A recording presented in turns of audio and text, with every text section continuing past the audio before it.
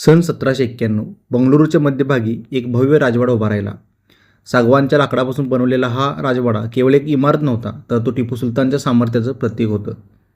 आज आपण ज्या जागेबद्दल बोलणार आहोत ती जागा म्हणजे टिपू सुलतानचं समर पॅलेस.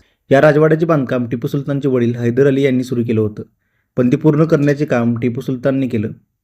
हा राजवाडा बंगळुरू किल्ल्याच्या आत बांधण्यात आला होता. या राजवाड्याची सर्वात खास गोष्ट म्हणजे त्याची वास्तुकला. संपूर्ण राजवाडा सागवानच्या लाकडापासून बनवण्यात आला असून त्यावर सुंदर कोरीवकाम करण्यात आलं आहे.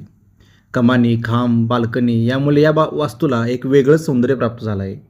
असं म्हटलं जातं की वरच्या मजल्यावरील बाल्कनीतून टिपू सुलतान आपल्या दरबाराचं कामकाज चालवत असे. याच ठिकाणी अनेक महत्त्वाचे निर्णय घेतले गेले होते. 1799मध्ये श्रीरंगपट्टमच्या युद्धात टिपू सुलतानचा मृत्यू झाला आणि त्यानंतर ब्रिटिशांनी या राजवाड्यावर ताबा मिळवला. काही वर्षे त्यांनी या राजवाड्याच्या प्रशासकीय कार्यालय म्हणून वापर केला. आज या राजवाड्यामध्ये एक संग्रहालय आहे. इथे टिपू सुलतानच्या काळातील अनेक वस्तू जतन करून ठेवण्यात आल्या आहेत.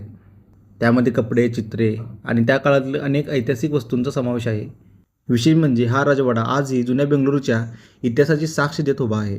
हजारो पर्यटक दरवर्षी या वास्तूला भेट देतात आणि इतिहासाचा हा अनमोल ठेवा अनुभवतात. हा केवळ एक राजवाडा नाही, तर बेंगळुरूच्या इतिहासाचं एक जिवंत पान आहे.